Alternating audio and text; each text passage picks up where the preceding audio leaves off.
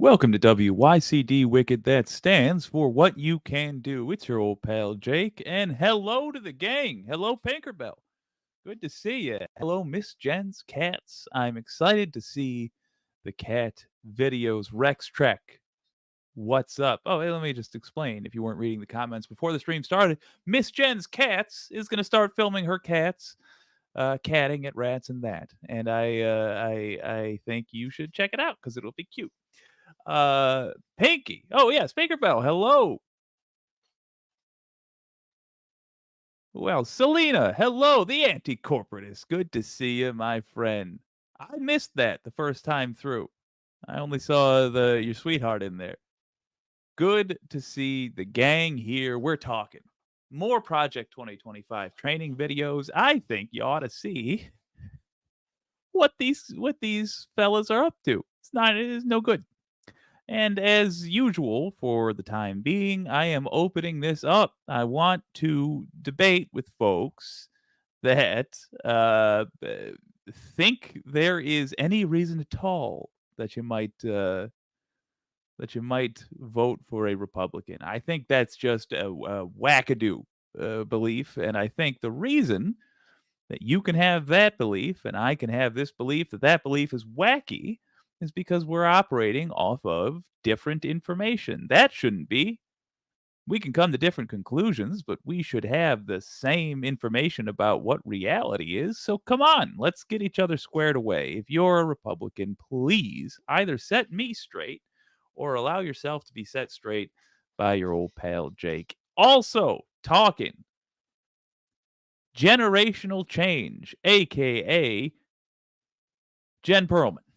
She is running in Florida's District 25 against Debbie Wasserman Schultz. Debbie Wasserman Schultz is very, very pro Israel, which I suppose we all kind of are in America, but she's also anti Palestinian civilian, which is a problem.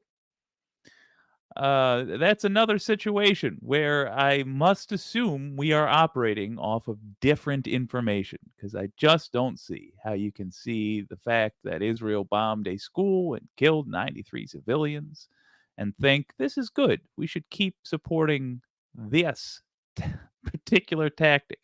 I'll tell you who doesn't. Jen Perelman. And you can volunteer for her campaign with the link in the description. Debbie Wasserman Schultz has been less than ideal. Frankly, I had higher hopes for her, but that's the point of primaries. We can send a message. We can, in fact, counter AIPAC. AIPAC has taken out two of America's best politicians this election cycle. They took out Cory Bush. They took out Jamal Bowman. We needed these folks. I think we need to send a message to AIPAC, which is that people power is how progressives counter the buying power of the far right, as represented in this case by AIPAC. We counter their millions with our tens. But we don't do tens of dollars, we do tens of hours. We make phone calls, we send emails, we post on social media. Coordinate with Jen Perelman's campaign. Link in the description. That's how you do it. Speaking of, let's look at the polls. How is Kamala Harris doing? Son of a gun. How's Kamala Harris do? It's actually easier to say. I don't know why. I do know why. I say it wrong because I got so paranoid that I was saying it wrong the first time that it is ingrained. Anyway, how's Kamala Harris doing against Donald Trump? Great is the answer. A new poll from the New York Times and Siena College shows Vice President Kamala Harris has taken the lead in Michigan, Wisconsin, and Pennsylvania. Republican pollster Frank Luntz has suggested that Trump's persona is factoring into the former president's drop in the polls. Brett, what is the Trump campaign? Trump's persona, aka his personality, his horrible, horrible personality, his ghoul-like demeanor, his gross, off-putting racism, his gargoyle-like aesthetic, his Trump being who he is as a human being is really affecting him in the polls. Yeah, I'd say so. Saying about the latest numbers and with the swing states back in play, will the Trump campaign make any shift in its strategy? Yeah, absolutely. I think it's definitely fair to say that, Vice President Harris, her sort of surge as she replaced President Biden atop the Democratic ticket has really rattled former President Trump. He's really clearly kind of struggled to stay on message and find a message that works in attacking her. He sort of had all these self-created controversies where he attacked her over her biracial heritage. He attacked Brian Kemp, the Georgia governor, during an Atlanta rally instead of focusing on Harris. And then over the weekend, we saw him push this conspiracy theory that Harris's rally crowds were somehow fabricated or created by artificial intelligence images. So Trump does seem to be reeling quite a bit. And I think part of that is because, Harris has seen this rise in the polls. You mentioned that New York Times poll that showed Harris leading Trump by 4 percentage points in. Yes, excuse me. I should have clarified. I didn't mean the Trump that whose husband took bribes from Saudi Arabia. I don't mean the Trump who's clearly addicted to cocaine and married or is together with Gavin Newsom's ex-wife. I mean to clarify, I mean the Trump who was convicted of 34 felonies. That's the Trump I was talking about. Thank you for that. That's the one I meant to refer to. The known felon, the adjudicated rapist. That Trump is the one that I was referring to. The grossest one. Michigan, Wisconsin, and Pennsylvania. Those are 3 states that Trump won in 2016, then lost in 2020, and are going to be really pivotal this November in determining the outcome. Other polls have shown Harris sort of consolidating support among Democrats, gaining on Trump, wiping out the lead he had against President Biden. The Trump campaign has kind of brushed those off. They've said, that this is just a honeymoon phase for Harris, that eventually she's going to, stumble and come back down to earth, and the race will sort of even out from there, and maybe Trump. Eventually, people are going to realize she's black, okay? Or Indian. Or black. They're going to realize she's got lady parts. And then, once they know about the lady parts, then they're coming back to Trump. Pretty soon. You watch. Trump may pull ahead even, but lady part. Until that happens, in the meantime, Trump really does seem to be kind of struggling to find his footing and struggling to find a working message that Republicans can rally behind. We've tried everything, folks. We tried calling her black. We tried calling her Indian. We tried, but they're just not biting. Ba-da-ba-ba. Polling in the past week has given Harris her first lead in the, in the average, the Hill average of Pennsylvania, which is the most electorally valuable of the battleground states with 19 electoral votes. Another poll released Monday from a Democratic super PAC, bear in mind there's going to be a skew towards Harris then, placed Harris 9 points ahead of Trump, with voters 18 to 29 years old. Who gives a about that? Okay, I guess I do. A group Biden had struggled with, especially compared to recent Democratic performances with the youngest voters while he was in the race. I mean, it's not nothing. It's not nothing. My lack of thrill about that particular point is this. Obviously, young folks are voting more for Democrats. Obviously. And that 9 points, well, it's from a Democratic super PAC. So cut that in half. But still, it's not nothing. They did convince me in the end there. It's something. That is a group that Democrats had been struggling with because of, the support of genocide. So fair enough. The 3 weeks since Biden dropped from the race and endorsed Harris has seen a quick turnaround in the polls. On July 21, the day that Biden dropped out, Trump had a 2 0.3 point lead in the national polling average. From the Decision Desk HQ/The Hill in a head-to-head contest, now Harris has taken a 0.3 point lead. So she's closed the gap and surpassed it by shifting things the better part of 3 points in 3 weeks. That's rocket fuel in politics. That is an incredibly fast turnaround. When independent candidate Robert F. Kennedy Jr. is added to the mix, Harris leads Trump by 3.7 points. Good God almighty. State-specific surveys have also given more hopeful indications for Harris than they did for Biden, who generally was trailing in the key states needed to win the Electoral College by a slightly greater margin than on a national level. 3 other key states, Arizona, Georgia, and Nevada, seem to be moving away from Democrats when Biden was in the mix. Early evidence suggests Harris is closing the gap. Ooh, don't you just love it? So, in short, Harris giving Trump a whooping. People are more likely to vote for her than Trump. Also point out she has corrected the way she handles anti-genocide protesters, and she's doing better at that. And I'll also point out, if you are one of those protesters, her whole selection of Tim Walz is a nod to you.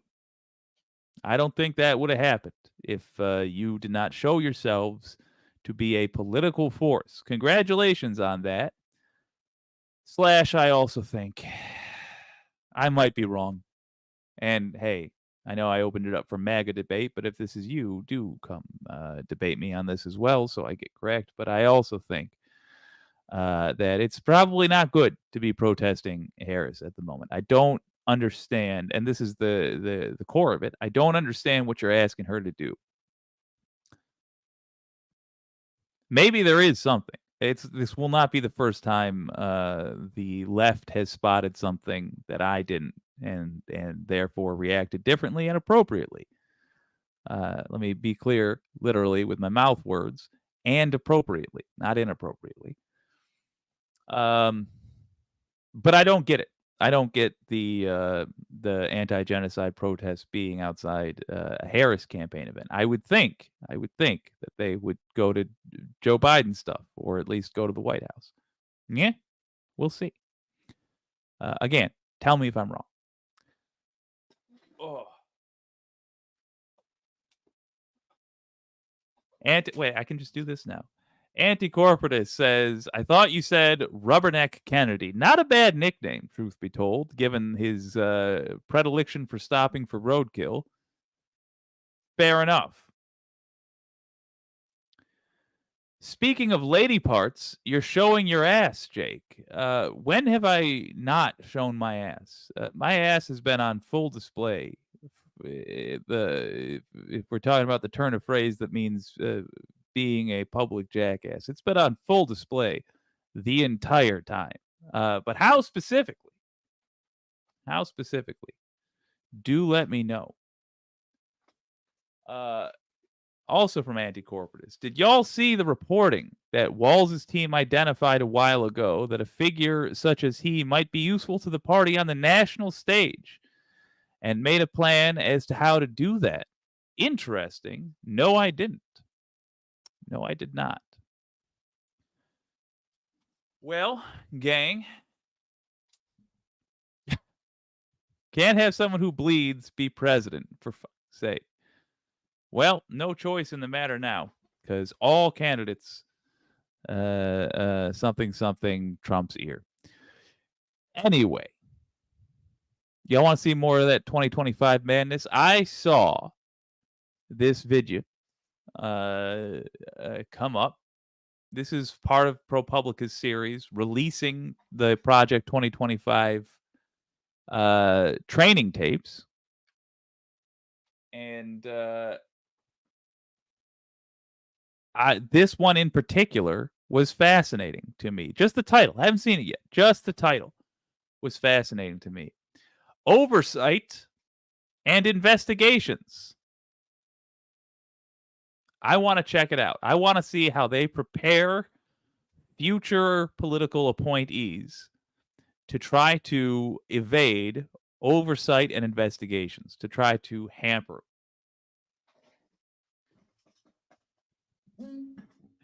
Yo, says Donald James X. I got video clips of Jake singing and busting a move, y'all. I'm going to probably publish that video later on tonight. Oh, I'm excited. That was a fun one. That was a lot of fun. But first, ProPublica, Project 2025 training tapes. I'm going to heckle them. Let's rock and roll.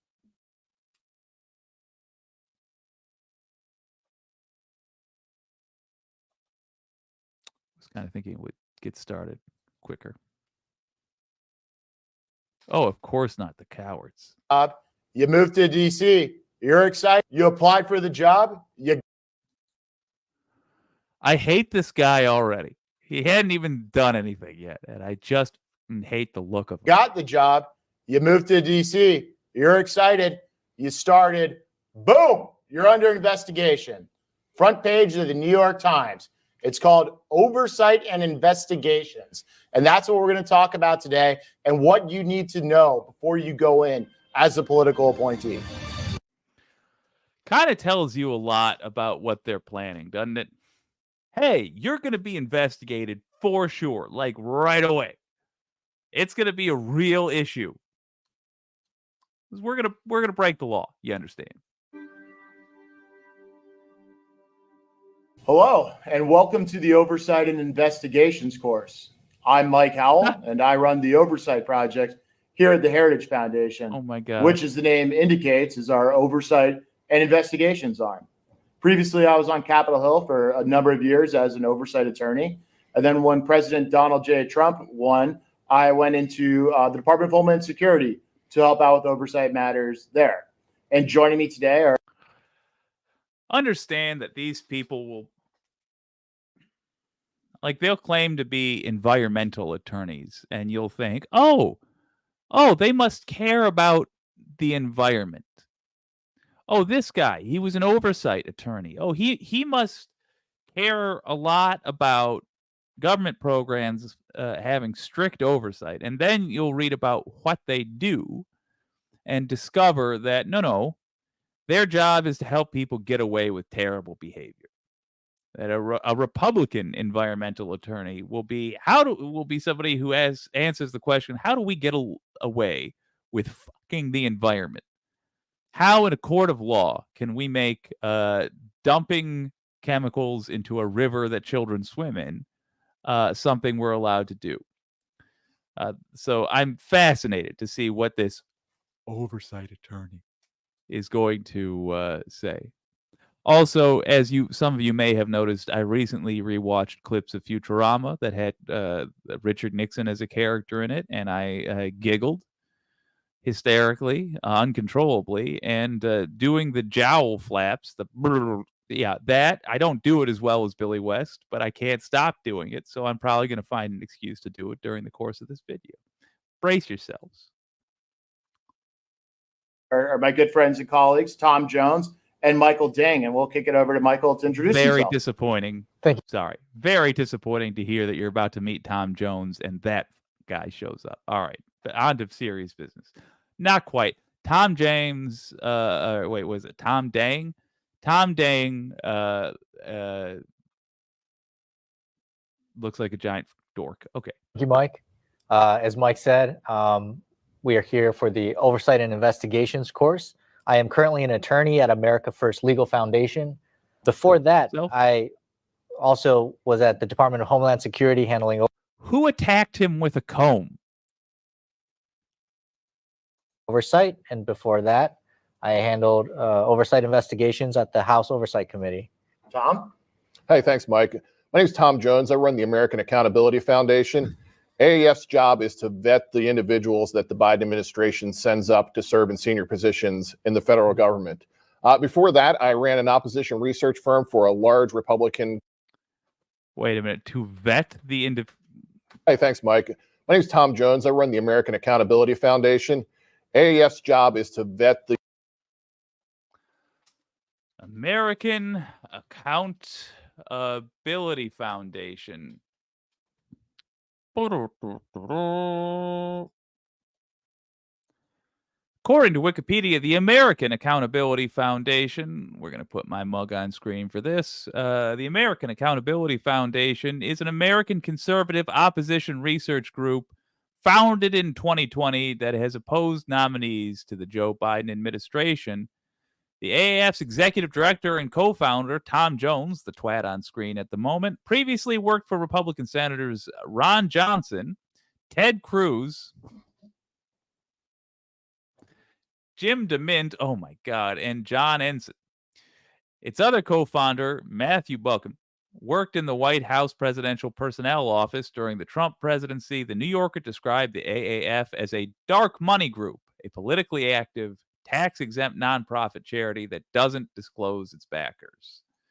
So that guy is pretending like he's got a sincere, real legitimate government job. He doesn't. His job is to muckrake. His job is to find dirt on people working for the sane party, and to sling that mud as much as possible. And it's part of a dark money group, so he's funded by mysterious billionaires. Just so you know, the kind of folks that are involved with this. Real scum. The individuals that the Biden administration sends up to serve in senior positions in the federal government. Before that, I ran an opposition research firm for a large Republican consulting firm. And prior to that, I ran the Oppo shop for Cruz for president in the 2016 campaign. So let's jump right into it. Pretend for a moment we're fast forwarding. Boom, you got the job. Congratulations. You're in the next administration. Things are going well. You moved your family to D.C., but all of a sudden you're in the front page of the New York Times and you get a subpoena for Congress. You're under investigation. So to better respond to this and to prepare for it, let's talk about what that really means. And when we talk about oversight and investigations, what we're going to do is break it out into 4 categories. The first will be congressional oversight. We have to talk about serious stuff, but it's just, it's like everything about these people was designed in a lab to rub me the wrong way. Hell, man. Can't even, wearing a suit costs probably 5 times as much as my own, and yet manages to wear it in such a way that he would have been better off in sweats. It's maddening. All right. What is it they want to get people to do? Here we go. The second will be the inspectors general community and the Government Accountability Office. Third, we're going to talk about the Freedom of Information Act, which we'll refer to as FOIA. And then lastly, we'll talk about opposition research and the media. I promise you, these dudes who pretend like they are for individual rights and giving power to the people in small government, these people are going to go over techniques for how you can ignore a FOIA request. And they're definitely going to tell these people, these new appointees, to do illegal stuff. They're going to say, if you get it, but it's not from a lawyer, I haven't seen this yet. I'm just purely predicting. They're going to say something along the lines of, if you get it and it's not from a lawyer, you can just ignore it. In fact, we recommend you ignore it unless it comes specifically from a law office or something like that. Something like that. Because they don't actually think that the rights of Americans deserve to be respected. They are villains, these people. All right. So let's just jump right into it. And I'll start with you, Michael. What is congressional oversight and what should a potential administration official be prepared for? Well, Mike, as we've seen before, it depends on who controls the 2 houses of Congress. But as we've seen, when the opposition party is in control of one of the branches of Congress, they seem to utilize aggressive congressional oversight tactics to try to embarrass the administration that you're now working for. What you have to do is be mindful that everything you do, whether it's legal or not, they're going to come after you. Even if it's something you believe in, you're executing on the policies. The stuff you're doing, whether it's illegal or you're breaking the law, they're going to come after you. It's tricky like that. I've done both. When I was doing legal stuff, they had questions. And when I was breaking the law, like a criminal, they had questions. They really, I tell you from experience, come after you. That you joined this administration to advance. They will find every way to embarrass you along the way for implementing those policies and serving the American people. And Tom, what are some of those ways? What tools does Congress actually have at their disposal to conduct oversight? Yeah, so they have a lot of tools at their disposal. I mean, at the extreme level, they have the subpoena. They can request documents and lawfully force you to turn them over to Congress for their inspection and for public inspection. So that's at the extreme end, but the more intangible tools that Congress has are almost more powerful. What they can do is they can haul you up before the committee, embarrass you, force you not to answer questions, and make you look like you're obstructing and you're not doing the business of the American people. Force you not to answer questions. They can embarrass you by forcing you to refuse to answer their questions. They can embarrass you by asking you about the things you're trying to do. And you understand that it would be so embarrassing because obviously you can't say what you're trying to do. That would incriminate you in crimes we're trying to get away with. So, you're going to have to go up there and press your lips together. And then they'll say, why is this guy pleading the fifth all the time? Like some kind of a criminal, you see. They're the bad guys for embarrassing you, for making you seem like a criminal, for all your criminal behavior. So what they have a wide variety of things kind of in between that. They can call witnesses in for depositions and make you sit down, answer a lot of questions, and really put you in a box that if you get the answer wrong, you place yourself in legal jeopardy down the road, or more importantly, make it look like the administration is lying.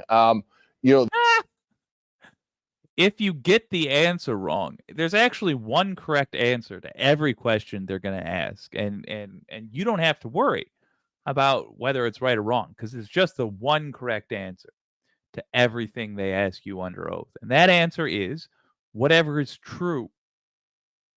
So actually, what you answer there, as long as you're always saying what's true, that's not going to get you in trouble. The only thing that would get you in trouble is if those true answers were about crimes you were doing.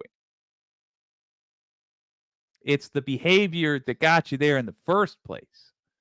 That's the problem. Or possibly your boss's behavior, etc., etc. They can cut the budgets. If Congress is effectively doing its job, they can say, look, we think this agency's been obstructing. We've got the power of the purse. We're going to cut off their funding. So they've got a lot of tools, and maybe most importantly among those, the bully pulpit to call your activities to account and really kind of drag you out into public and make people pay attention to what you've been doing and, particularly highlight that it's problematic. So, Michael, how does this work in practice? You're in the administration, the previous one. Is it Mr. Congressman investigator just calls up a random political appointee, or are there processes in place, officials to deal with it? How's it work? Well, that's a good question, Mike.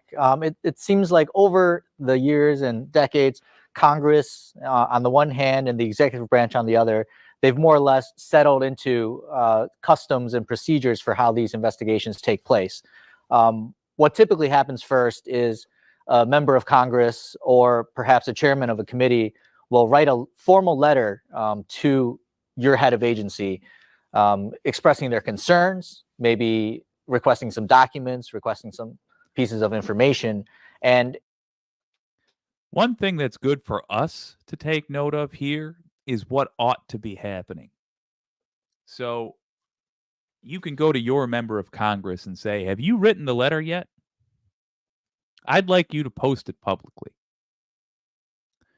Hey, the EPA is failing to enforce so-and-so regulation. Have you written the head of the EPA? Do it.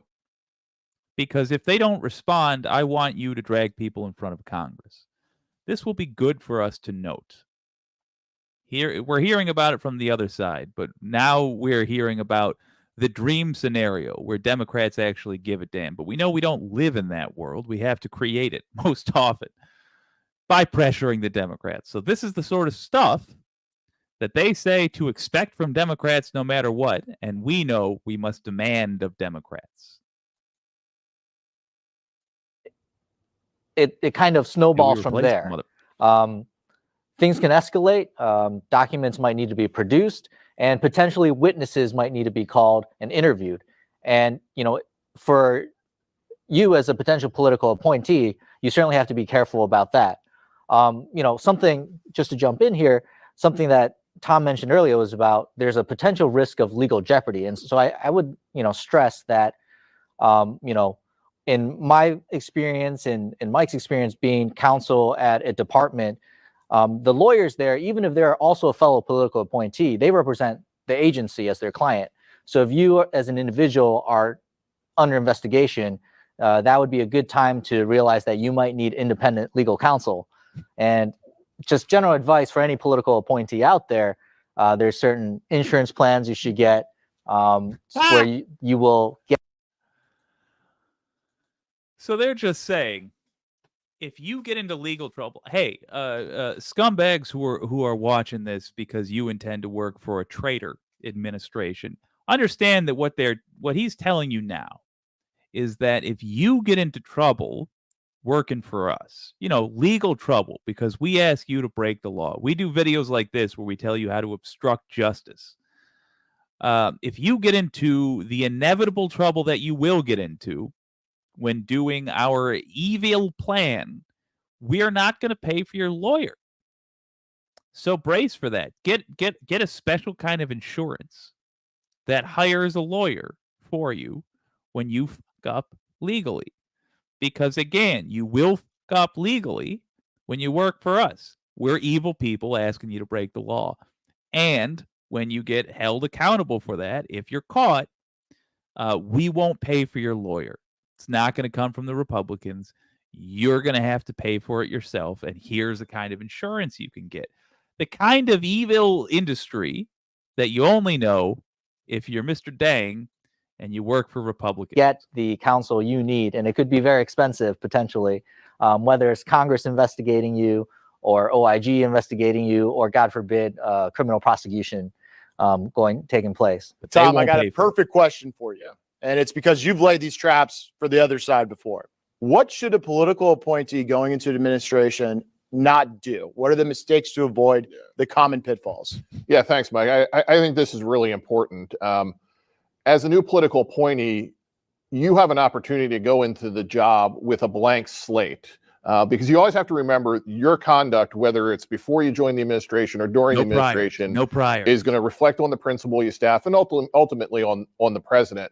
So really some due diligence is kind of cleaning up your profile before you get in there. And look, we all love saying the N-word. We all love typing the N-word. We all love posting videos of ourselves in our Klan robes. I know, I get it. It's a bummer to delete that stuff, but you gotta, because the wacky left will get all offended when they see that you are really sad that people like Emmett Till.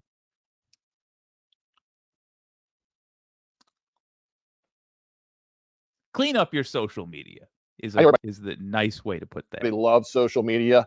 Nothing good comes of Twitter. Nothing good comes of Facebook. So to the maximum extent possible that you can lock these things down and clean up the stupid things that we all say, and do it with a critical eye, you're going to save yourself a lot of trouble down the road. People think the internet's forever, but it's actually not. That's the thing. I was desperately trying to, and I couldn't. That's how bad these people are.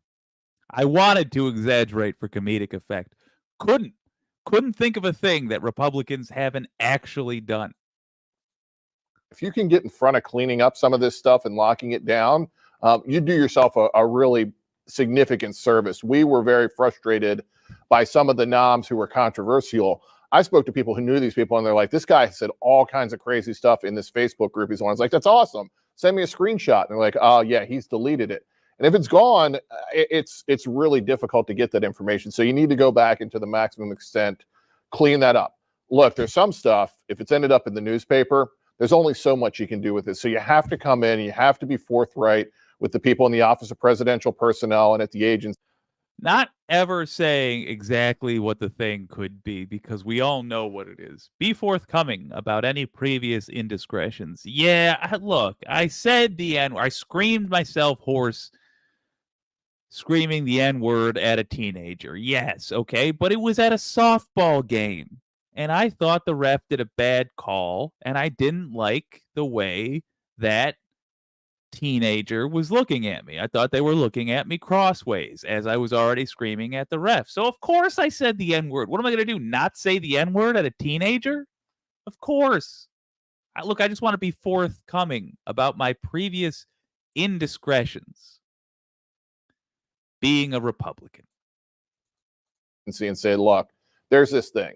And you need to let them make the decision of, okay, well, we know this is a thing and we can deal with it and we have ways to manage it, or hey, this is just too much. It's too much trouble it's worth. We'd love to have you here, but it's not going to work.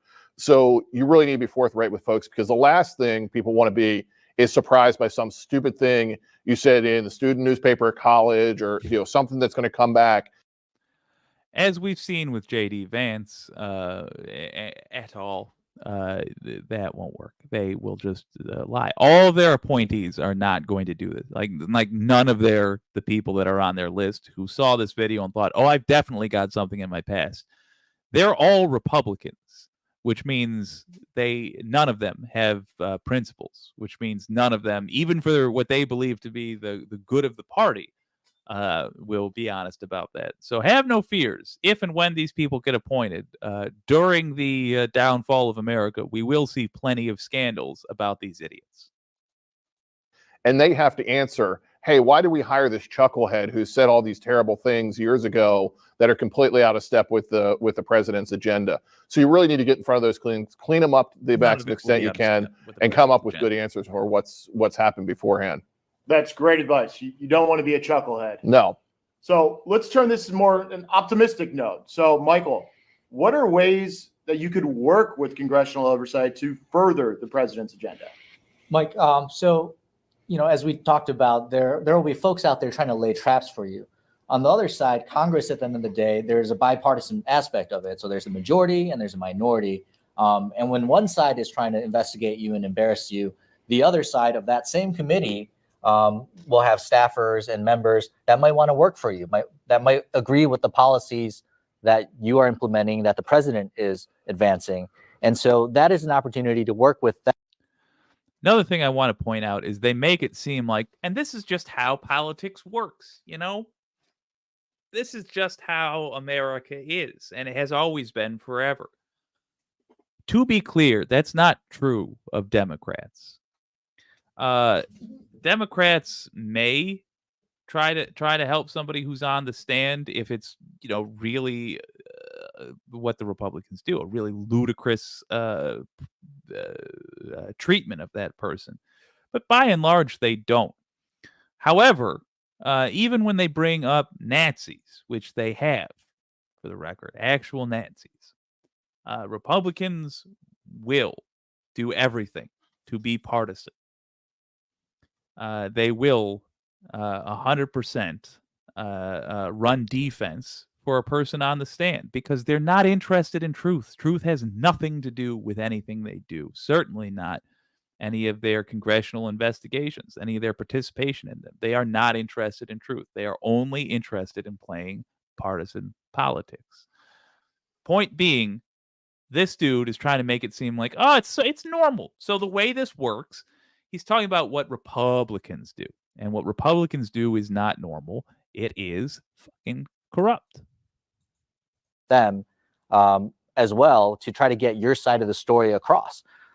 Every hearing that the Hill has, every committee, they have rules where both sides get to ask questions. So when one side is asking a question, trying to take something you said out of context or trying to make a policy you implemented look bad, make sure that the other member on the other side of the aisle can give you the opportunity to rephrase that answer or to put it into context and tell your side of the story and sell your policy to the American people. Work closely. Again, this is supposed to be a scenario where Congress is getting the truth out for the American people. You shouldn't need your side of the story versus the other. No, it's tell the truth, you goddamn liars. Tell the truth.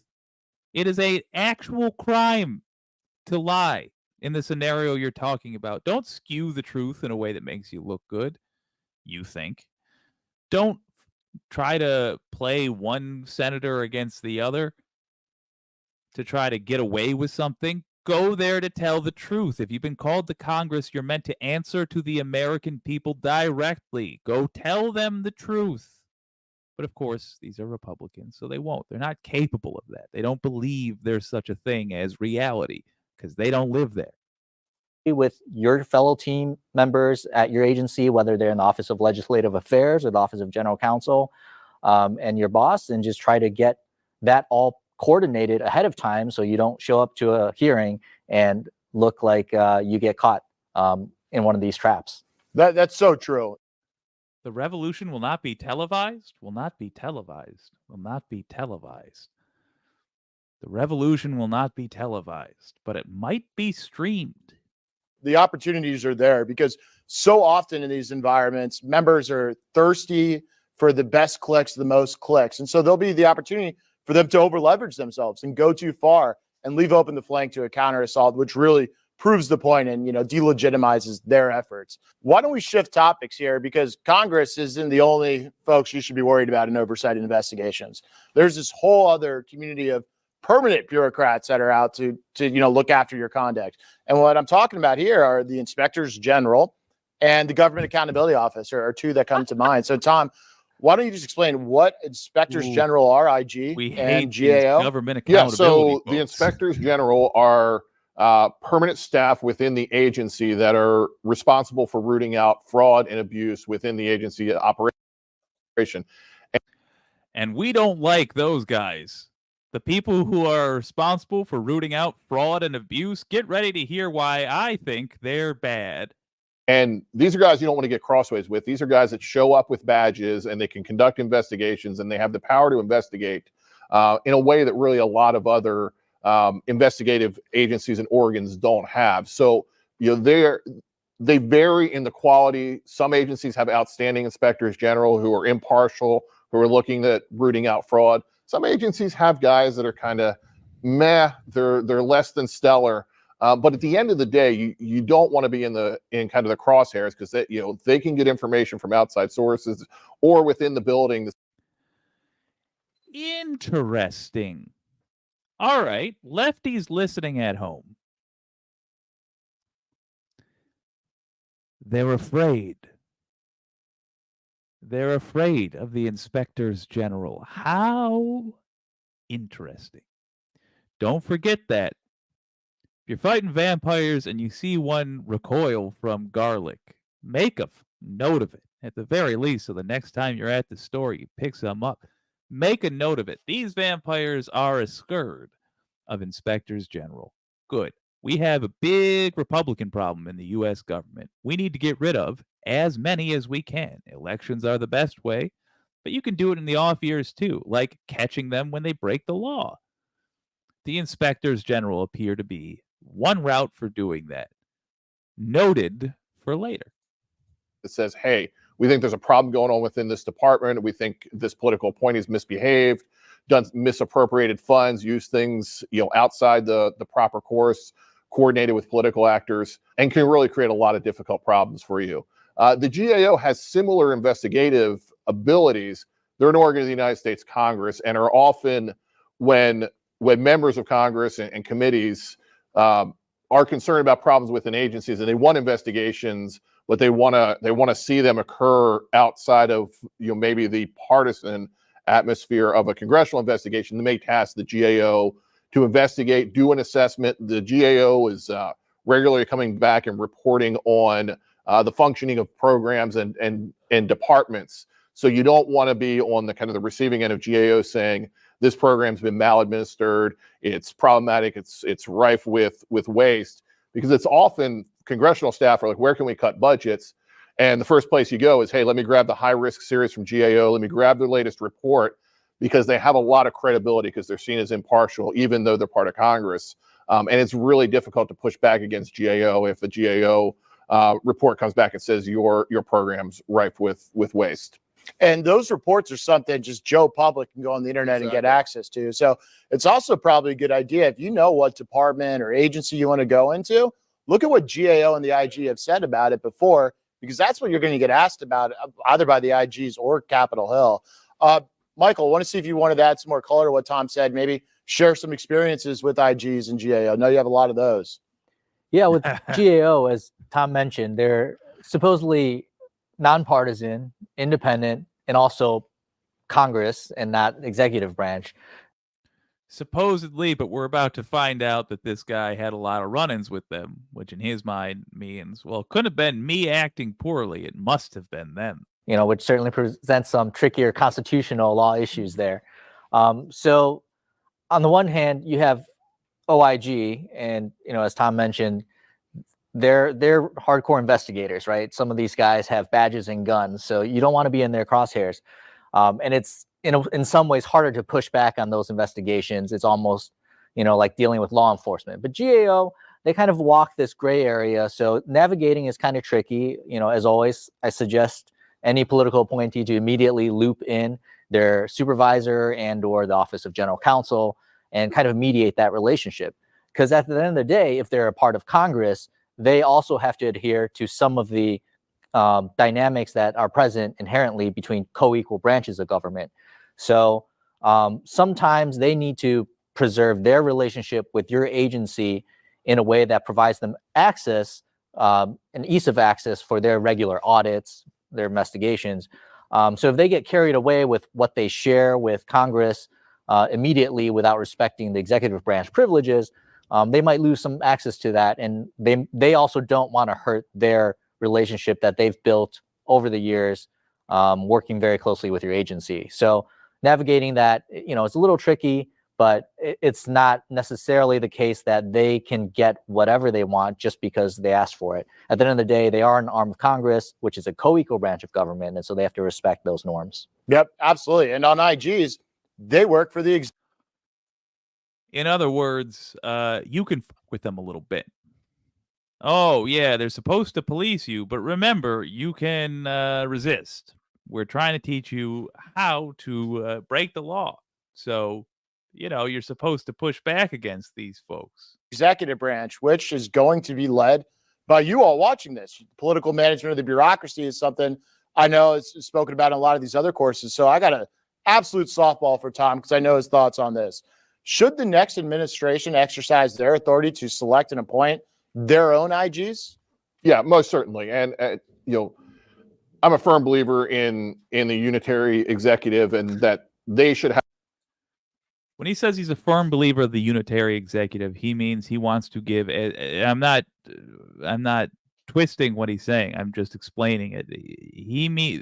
That theory that he's talking about essentially says that the president has ultimate authority in the country, and that the executive branch of the government, as headed by the president, is the final sayer on all things. In other words, he does not believe in the separate but equal branches of government. Ooh. So he's essentially really a big fan of this ruling, for example, that presidents get immunity for all acts performed while in office, can't ever hold them accountable legally. Also understand what he's saying. Yeah, I'm a big believer in the president being all powerful, which is why I think it's good that we can replace all these investigators with yes men. So, in other words, don't worry about all this, by the way. We're going to replace the cops. We're going to I know you want to rob this bank. I know we're talking about a bank robbery, but on the day of the bank robbery, we're going to have replaced all the cops in the area with people who are in on the bank robbery. So chill. It'll all be fine. That's what he's saying. Let's listen to him finish saying it. Have control of the people that work within that government. So yeah, 100%. You know, I'm confident the next administration can select among a large pool of competent investigators to ensure that waste, fraud, and abuse is rooted out, but also that there's not witch hunts to really target political adversaries, which I think is a concern with some of the IGs that have been around for a little bit too long. That's absolutely correct. I mean, in a new administration, would you rather have some fresh eyes on programs or, you know, Miss IG? Rextrack, these people are subversives. Yes, and I suspect they're also submissives. Abby DC, who's been around for half a decade and, is up to the same old stuff. It's fresh eyes, fresh administration, makes for better oversight and, better political management of the bureaucracy. Now we're going to talk about the Freedom of Information Act, FOIA. My favorite law, okay? But oh, yeah, I'm preparing for these idiots to talk about how you can just ignore it. A lot of lefties will want the government to explain itself. Don't. I know it says that there's like a whole act about it, how you have to provide information, but I'm going to tell you now how you can not obey that law. And for some reason, the DOJ is not going to knock on my door and arrest me, even though they should. It's not effectuated as it should be, enforced as it should be. Michael, can you talk about what FOIA is, what it does, and what folks should know? So the Freedom of Information Act, or FOIA, it's a federal statute that lets anyone request records from the federal government and whatever agency you're at. And the black people are doing it. Who saw that coming? Oh, an Arab dude the other day tried to use it. Obviously, this rule was meant just for us, So there's a lot of laws about what is an agency or what is a record. What every political appointee needs to know is that all their communications, all their emails, all their calendars, that is all subject to FOIA, and anyone can request those records from a federal agency. Remember that's that, a frightening proposition, but one that comes in very handy for public accountability of the bureaucracy. So, Tom, why don't you add a little more color to that? How does it work? Sure. So, fundamentally, at its core, the Freedom of Information. All right. So, one of two things. I've been assuming that they are going to talk about why it's bad and how you can dodge it. I still think they're going to do that because they really are the lowest creatures produced by America. I'm talking about Republican organizers. They really are just the lowest form of life that exists in the universe. But it also sounds like what they're doing is warning these idiots that would be willing to be Trump political appointees, warning these dummies that, hey, dude, the crimes you're going to be involved with better not be talked about directly, especially in terms that average folks will understand. They better not be talked about over email because inevitably that stuff's going to get FOIA'd. So watch your mouth.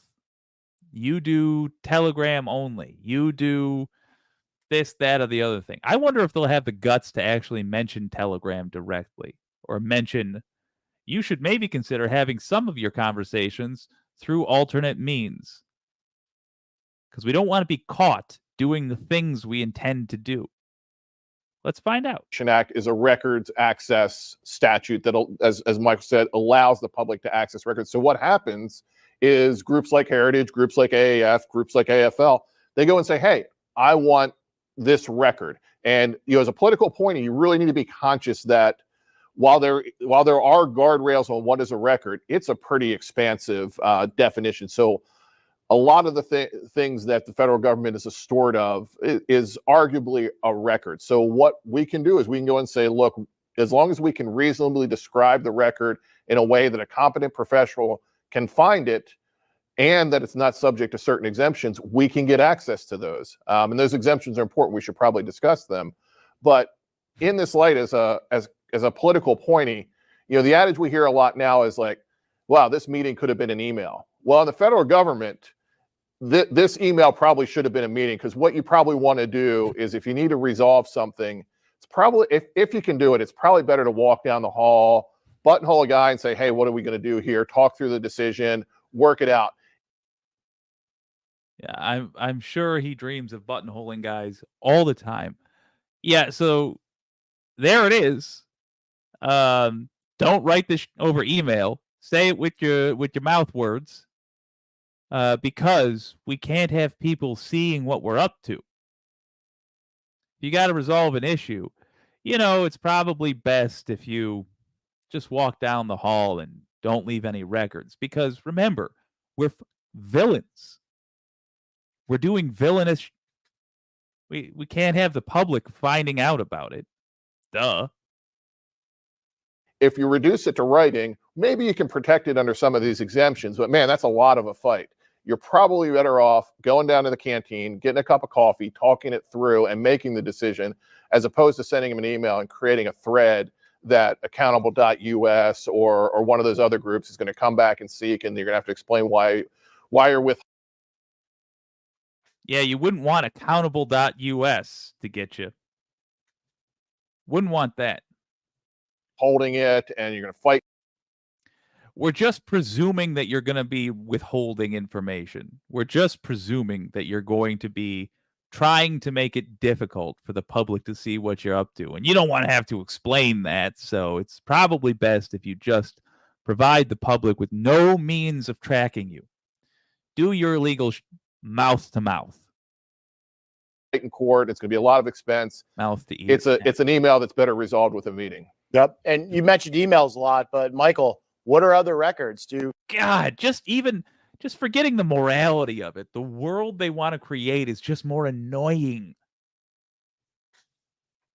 This meeting could have been an email because we assume that nobody's breaking the law here and we can communicate simply to each other and effectively, and we don't have to meet in a room at a certain time and do a preamble and worry about if we've got our cologne on or not. No. And the world Republicans want to make, they're so busy doing boring crimes that they necessitate in-person meetings. How dare you? On just general principle, how dare you? Do you know how much it sucked to be an American worker the last few decades? Really sucked. It really sucked. Turns out, some of those years of our life we burned away in an office surrounded by people we can't stand, unnecessary. We could have been working from home. We couldn't find that out until there was a world-spanning disease, a pandemic. Only then did we start being able to work from home. Now what? The phrase, it could have been an email, is part of the lexicon, and people understand that you shouldn't waste people's times with nonsense. But these motherfuckers just have to bring every awful thing back. Why? Because they're so excited about doing crimes. I hate these people. Truly, genuinely hate these people. Signal chats count as records. Place. Yeah, so that's where things get really tricky as a political appointee, especially, for... Oh, I'm sorry. I interrupted them talking about how right I was. A lot, but Michael, what are other records? Do signal chats count as records? Somebody better pick up that phone. 'Cause I called it. Yeah, so that's where things get really tricky as a political appointee, especially, for those who've never worked in federal government before. There's plenty of apps and other messaging platforms out there, whether it's deleting messages, encrypted communications, or whatnot. But all the agencies under the federal government are governed by certain records retention policies. So you have to be careful with whatever agency you're working at, that you're following those policies. That's another way that political appointees get into trouble sometimes, is they're using these encrypted chat platforms or self-deleting messages, and they are, in some sense, violating the law by deleting those. In some sense, mostly the legal sense, they're violating the law. Yeah, it's probably pretty good advice then he's giving you. So I think they're talking about whether or not you should use this stuff. I'm surprised that they're not recommending you use it, but apparently they did talk to their lawyers and said the lawyers, they followed the same line of thought I did, which is it illegal to advise people to hide government records? And those lawyers said, yeah, dude, it is. If you're conducting official business, whatever communication was transmitted to conduct that official business, that's a federal record. And it needs to be properly retained so that someone can request it under FOIA. Go ahead, Tom. Yeah, no, and so I think that brings up an important point that's sometimes frustrating to me as a requester, if you're conducting official business on, joe.smith@gmail.com about, hey, here's what the agency needs to do tomorrow, just because you're sending that email from joe.smith@gmail.com, that is still discoverable under FOIA and still should be produced under the current state of federal jurisprudence on this. So don't think just because, hey, let's take this offline. Taking it offline doesn't get you out from under FOIA, because look, at the end of the day, the taxpayer is paying you to do this work, and the taxpayer should be expected to get this information back from you, and you shouldn't be able to get out from under it because you stuck it in a Hotmail account. Yep, that's absolutely correct. And but you can get out from under it if you never created the record in the first place. Remember, we did suggest that you have meetings in person specifically so you create no records. Unbelievable. Foot stomp on this convo. So often in these congressional oversight disputes, where it ends up are questions of records retention. Yep. I mean, look no further than the dispute with, President Trump versus the National Archives. It's about fundamentally records retention. These are where, when Congress and the executive branch get into conflict, they start fighting over whether the records were properly kept. And then you start abutting things that could have criminal penalties in terms of records retention. So it's very important to make sure you have solid information security processes in place, storage, etc., because that's how you can really get crosswise. Yeah, and I think, particularly for younger people that are going to come into the federal government, don't behave electronically like you did with your friends in college or kind of your first job, because kind of the casual nature that we communicate nowadays is not appropriate for communications within the federal government. It really can come back to bite you. You send it what you think is kind of an offhand comment, and you end up in a FOIA production, and then you've got to explain it. And it's always going to sound worse than. What offhand comments are these folks talking about? You got to wonder. You're going to say it all. Look, we know who you are. We know who the sort of people a Trump administration is going to hire is. Those things you say all the time and boldly say over text because you think the rest of America is as terrible a human being. Yeah, don't say that in your government job. It can get FOIA requested, and we'll look bad for having chosen to hire you, because we are bad for having chosen to hire you. It was a bad thing to hire you. You're a bad person who says the sort of things that are embarrassing when they are viewed and read out loud in public. You were just trying to be cool, or you're just sending a quick email as you were walking. I'm just trying to be cool. Cool. Like Tim Pool. Cool like that. A Starbucks.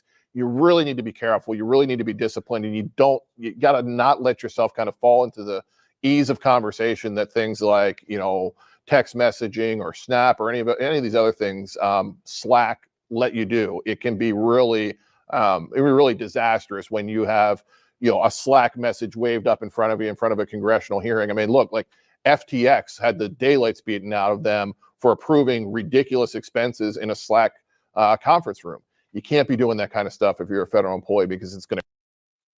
Again, he's saying, look at this. They got the snot beat out of them for approving ridiculous expenses in a Slack conference room. If only they would have hidden that stuff better. Not annoyed that they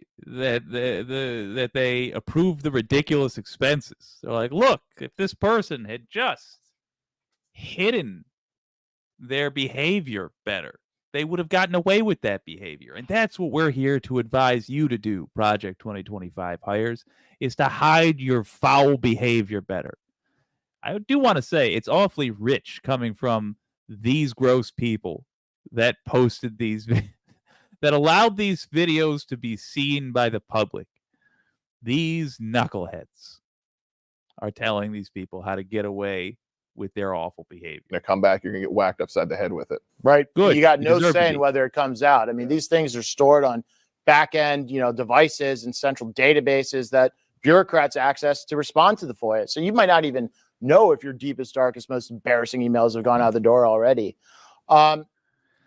I have a feeling these folks all individually had to be told to quit writing gross things to people at work. How about you? You think they did? I think they did. Let's shift, though, again into our final pillar. Oppo research, and we'll say / the media, because they're so often one and the same. Tom, you run essentially an Oppo research firm. You have before. What is Oppo research? Tell us about Not it. essentially, literally. Fundamentally, at its core, Oppo research is about storytelling. It's about gathering facts and presenting them in a way to tell a story. And I think the important thing that people coming to Washington need to understand, and particularly remember about opposition research, is Oppo guys like me, our responsibility is not to tell both sides of the story. Our job is to aggressively and thoroughly tell the story that we want to tell. Your job is to go fight it out on the other side of the story and tell your side. But for the record, Democrats don't really have this problem. Just reciting the facts usually tells their side of the story pretty well. But these guys here cannot fathom that.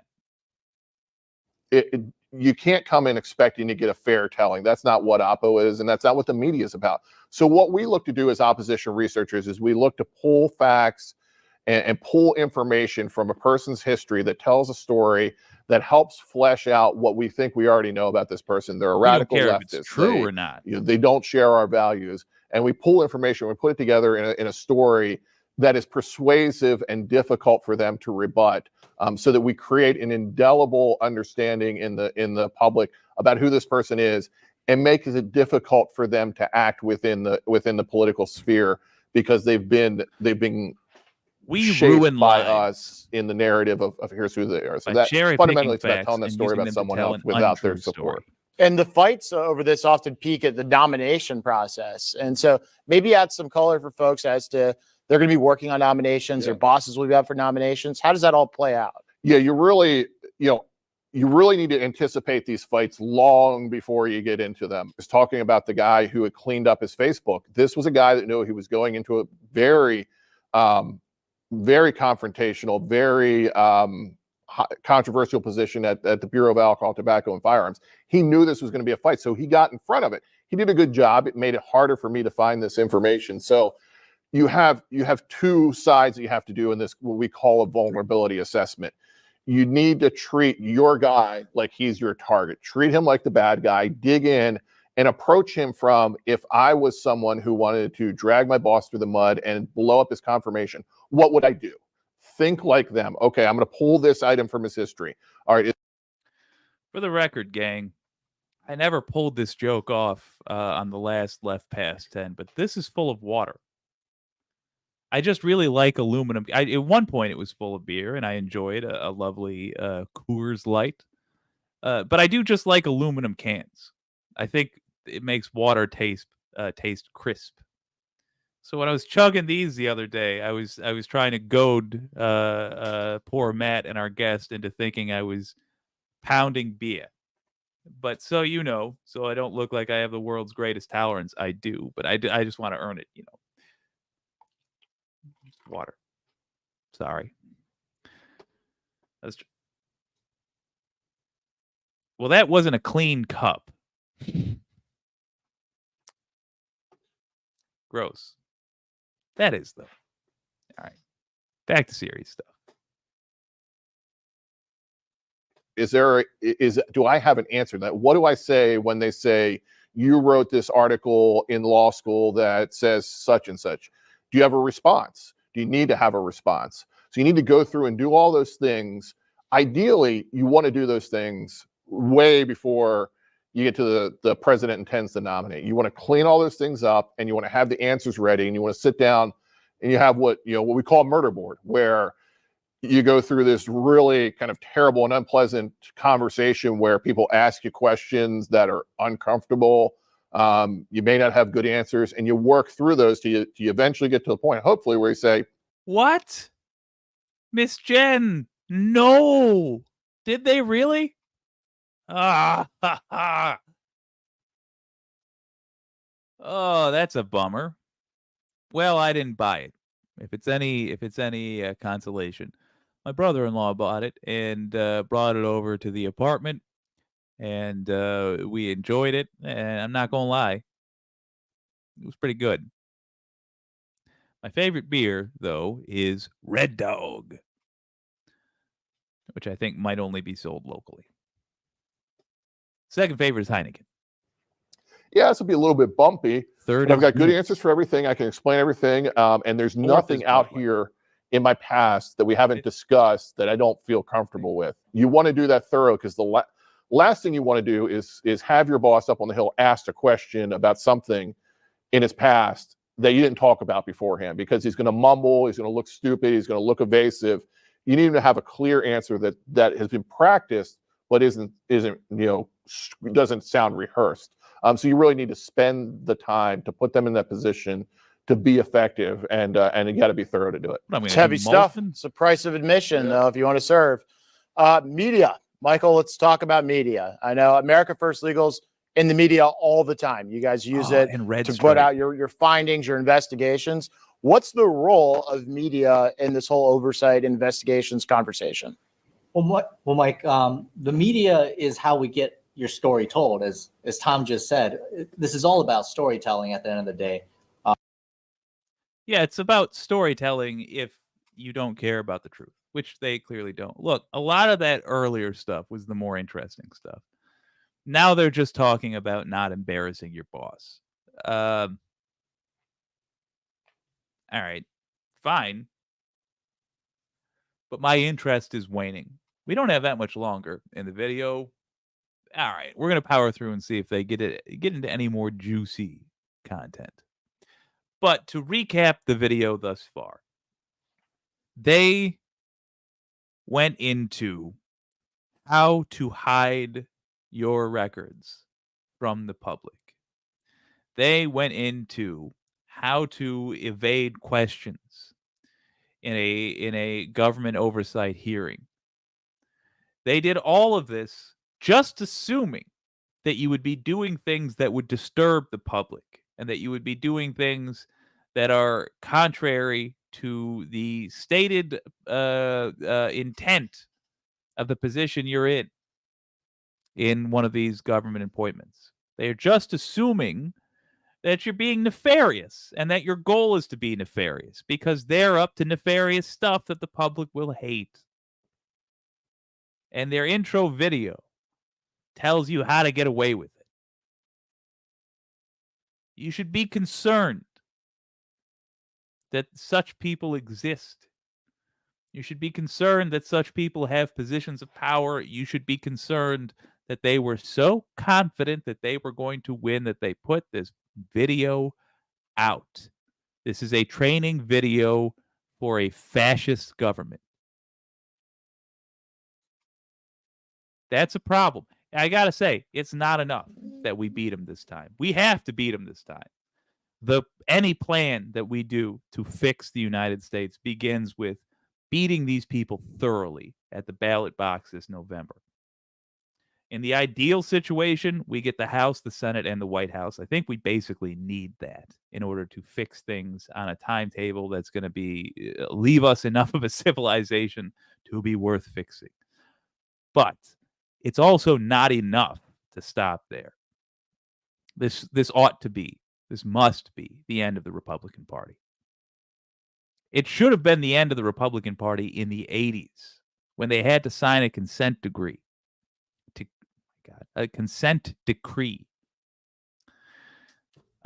Which said they would no longer post poll watchers because they couldn't be trusted to do that because they had been acting as a terrorist organization. They'd been harassing people at the polls, threatening people with guns to turn them away so they didn't vote.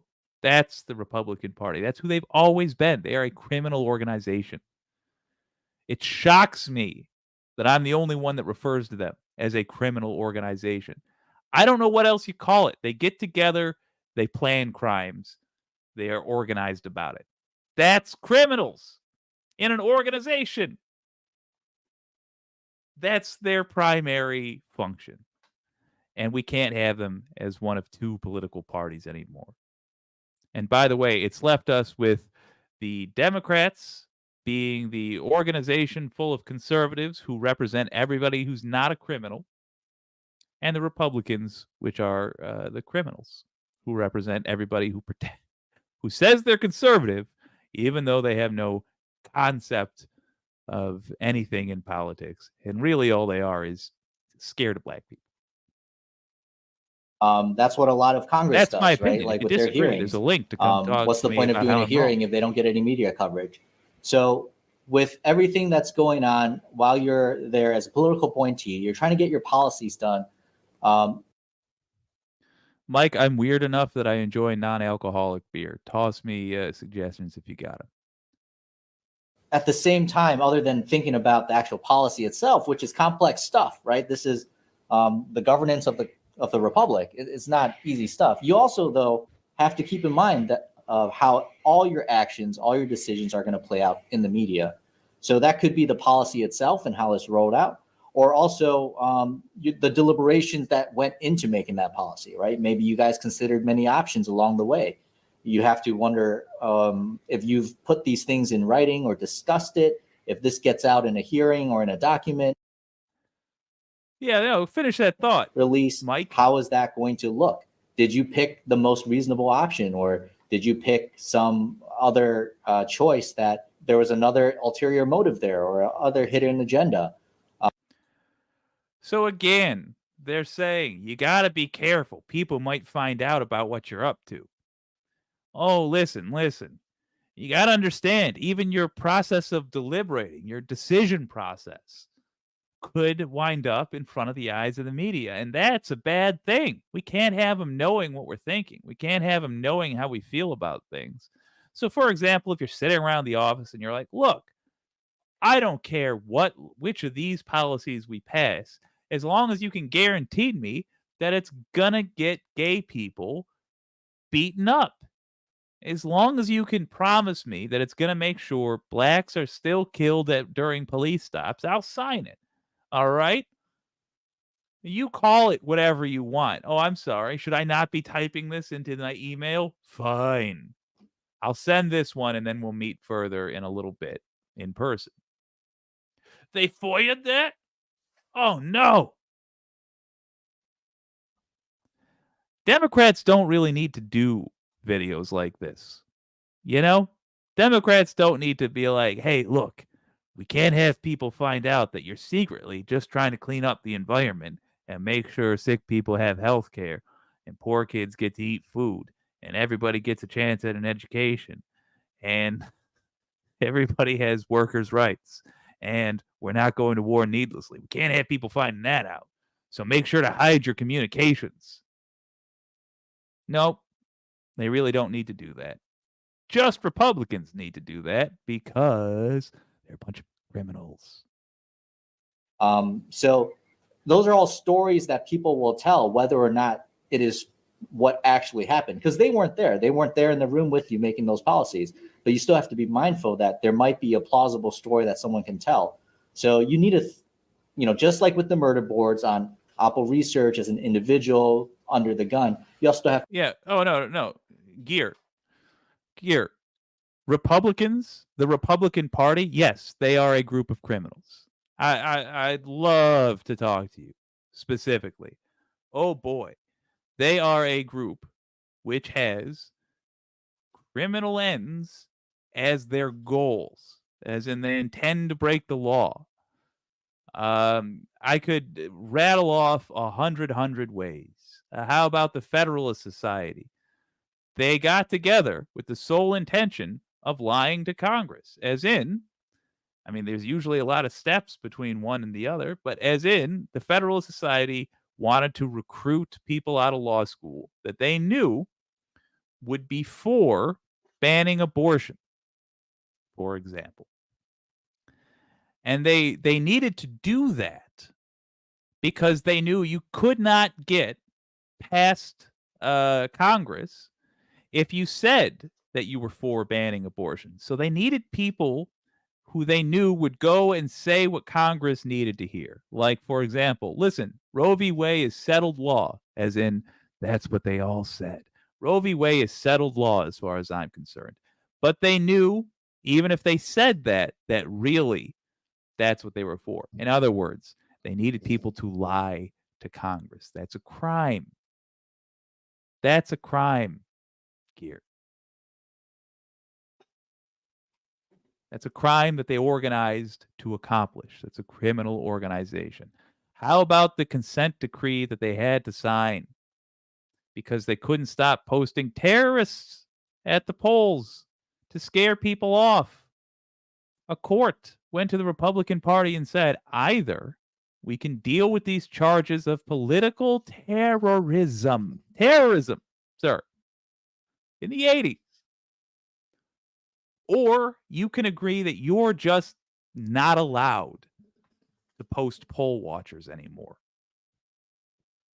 And it would have been embarrassing to have the trial. And by the way, they would have lost, the Republicans, if they would have had the trial. So they just straight up said, no, we'll agree, no punishment necessary, we'll agree to the punishment because, or rather, no trial necessary, we'll just agree to the punishment because they're a bunch of criminals. It's a criminal organization. They tried a coup. Whole party got together. They're currently supporting for president the leader of the coup. It's a criminal organization.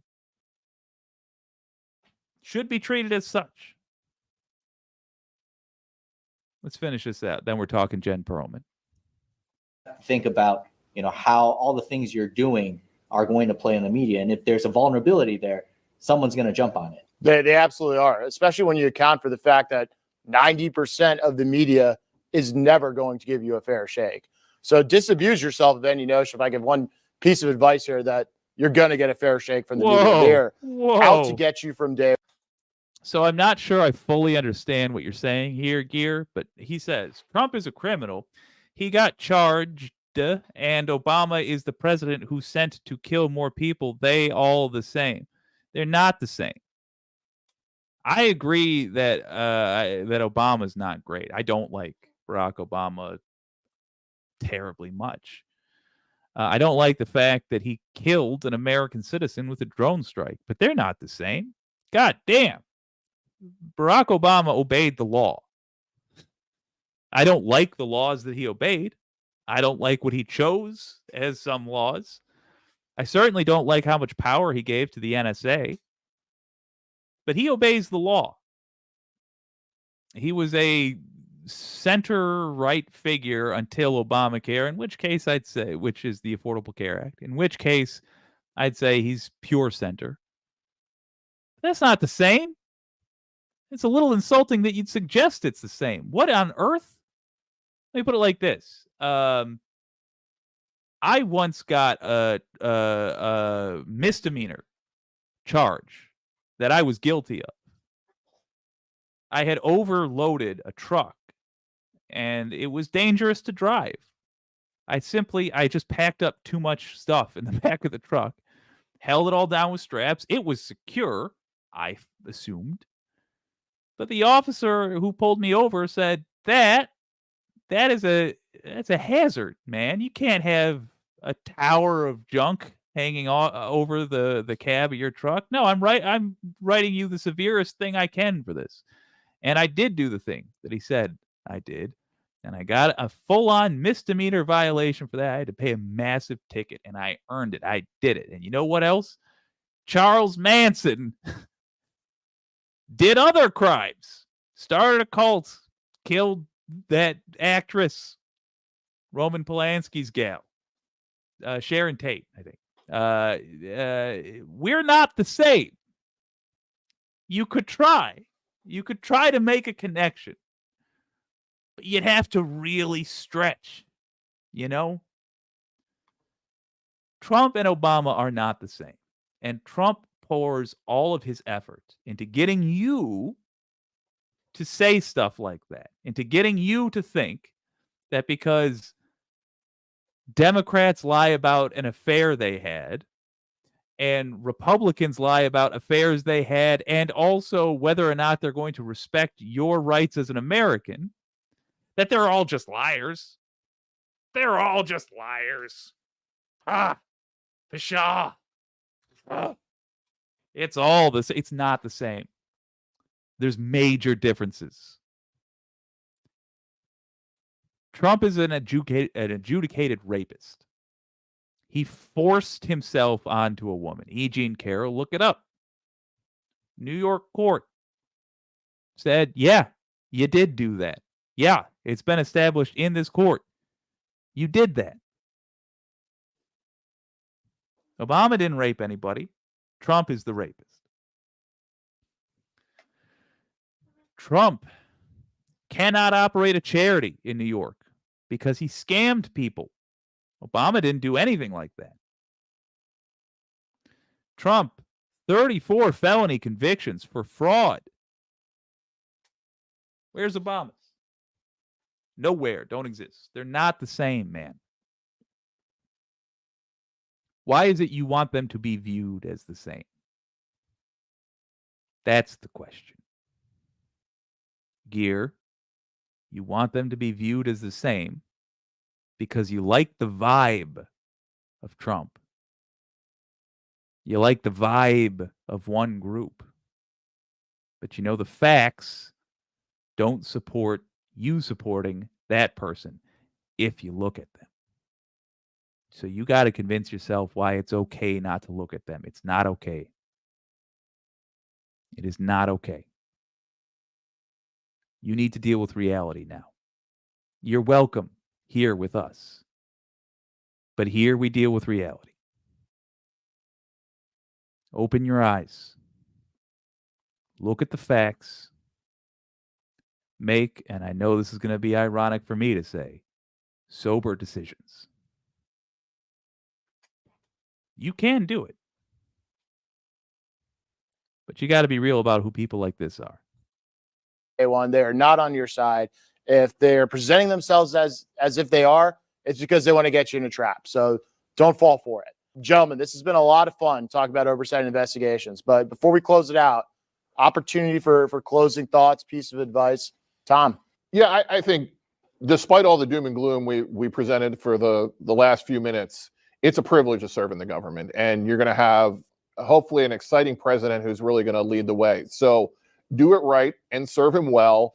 And it'll be the time of your life. And you can do it if you take some precautions and you're smart and you behave well and do the job well. But just be smart about it. Be smart about it. Don't get caught doing evil stuff. Do the evil stuff, but you got to be smart so the public doesn't know what you're up to. Super effed up. Project 2025. Be warned. I'm going to leave you with this, folks. Jen Perelman, a.k.a. Generational Change. She's got a YouTube channel. Jen Perelman is running to take Debbie Wasserman Schultz's seat. Debbie Wasserman Schultz has been really disturbingly bad on the issue of genocide. This should be a layup, especially, by God, especially amongst Democrats. We have got to counter AIPAC money. AIPAC got rid of two of the best politicians we had, Cori Bush and Jamal Bowman. They did that with their buying power. They have a ton of money, and they spent, I think, $23 million so far getting rid of our best progressives. We have an opportunity now to counteract that because AIPAC has given Debbie Wasserman Schultz wheelbarrows full of money. Generational Change, a.k.a. Jen Perelman, she ran against Schultz previously. She lost by 45 points. Ouch. But we counter buying power with people power. Donate your time. Sure, you can donate a few bucks to her as well. That won't hurt. Buy some ads. Why not? But what she also needs is people to make phone calls, people to write on social media, people to be advocates for her. There is a link in the description. Use it and help out Jen Perelman in Florida's 25th district. Help her in the primary to knock out Debbie Wasserman Schultz. You know who told me about this? The Letter Hack. Oh my gosh. He's up next. I've got it set to go there. So, before we leave,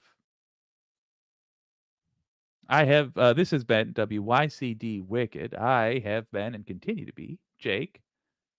And this is Donald James X. Bye.